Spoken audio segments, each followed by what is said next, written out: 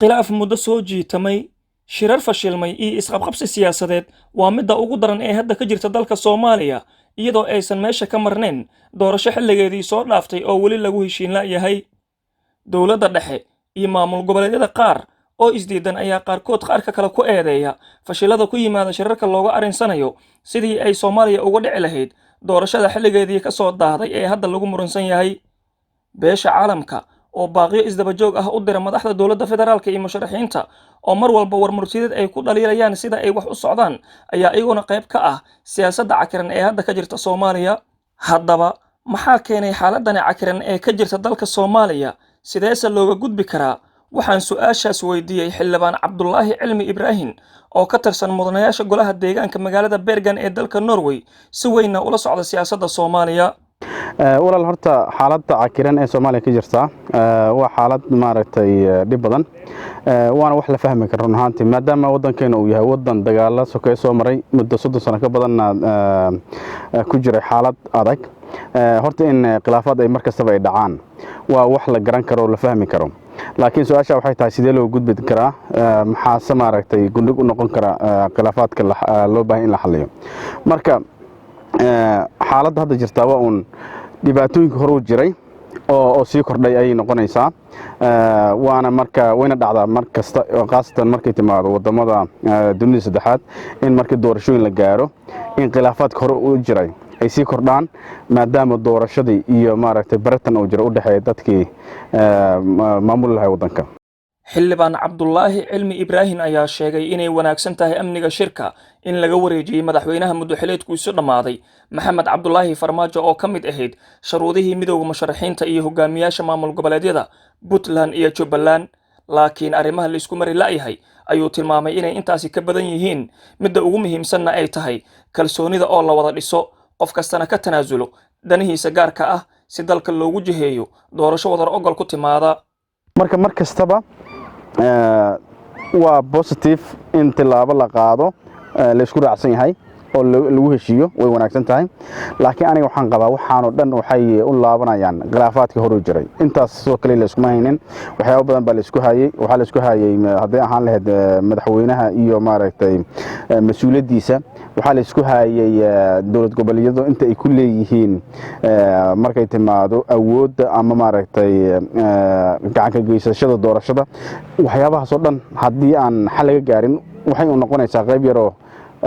la isku qanciye oo laga yaabo dawladda inay leedahay haddaad sheegteen ra'iisul wasaare Roble lagu wareejiyo way not maxaan ugu diidaynaa wanaag mid yahay birinta haddana meesha bay haddana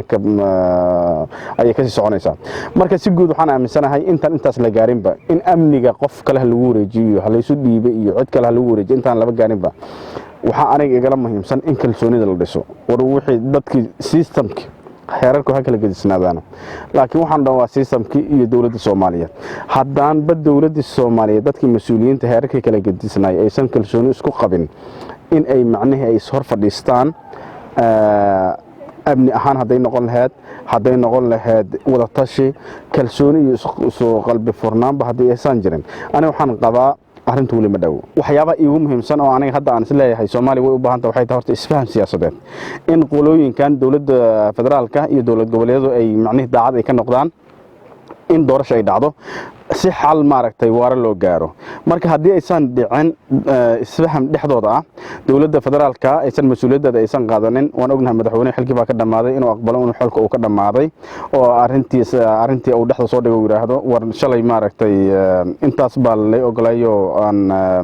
ku joogay xafiiska intii sano 4 sano way dhamaatay haddana diyaar baan u nahay daacadnimo inaan u wada shaqeyno dawlad goboleedyadana inaysan markasta aysan ku soo celcelin madaxweynaha xilka ka dhamaaday meesha ka tago meesha lama ogolo in system la'aan ay noqoto marka system la isoo ogol yahay oo daacad laga wada yahay in uu dhaco oo la isu yimaado laga wada hadlo khilaafaadka si baa loo xalin karaa sida loo xalin karana waxa ay tahay in la iska dhigo danaha gaarka ah oo cid kastaba goonideeda ay macnaheedu ugu fikirayso doorashada soo socota natiijada aan ku leeyahay iyo faa'iidada aan ka gaari karo inaan ku xisaabtamo oo aan wada hadalka marka la imaanayaba qof kastaba uu ajanto oo wato uu leeyahay waxaan ka sugaa natiijada soo socota inay saas u dhacdo intaas in laga gudbo oo maaragtay laga wada hadlo doorasho laga fikiray danta guud oo shakhsiga laga tago dhinaca beesha caalamka ayuu sheegay inay dan ka wadato isla mar ahaantana door weyn ay ku leedahay arrimaha Soomaaliya. sida caadiga beesha caalamku danna way ka wadataa oo dan bay ka leedahay Soomaaliya doorna way ku leedahay danta ay ka leedahay waxay tahay Soomaaliya waa wadanka noocaas ah geeska Afrika ku yaal istaraatiijiyad ah cid kastaba dan bay ka leedahay intay doonto hal ekaateen doorna way ku leedahay oo hadda dawladdeena maanta international community-ga ama qolada beesha caalamka la yiraahdo macnaheedu waa laf dhabar ay u yihiin markay timaado haddii intimaad amniga oo am Soomaaliya waan garanayna dhaqaalaha haday timaado waan ognahay dhaqaalihii qayb badan bay ka bixiyaan marka run ahaantii waxaan nahay dad international community-gu ay ku leeyihiin raad aad u weyn oo muuqda marka sidaas darteed haddii aan la helin isu dheelitir in booskooda ayaga la siiyo oo ay booskooda maaragtay boos ah cayimano ah macnaheedu xeerarka caalamiga inta ay dhigayaan lagu hakiyo way mudan tahay laakiin intaasoo dhanba intaan la gaarin international community doorkooda waxaa sii muujinaya oo awood siinaya khilaafaadka jira ee Soomaalida dhexdeeda haddii Soomaalidu ay ku midaysan yihiin siday wadankooda u maamulayaan dawladnimadooda waxaasoo dhan international community waxay noqon lahayd macnaheedu uu koobnaan lahaa wuxuu ku koobnaan lahaa in xadidan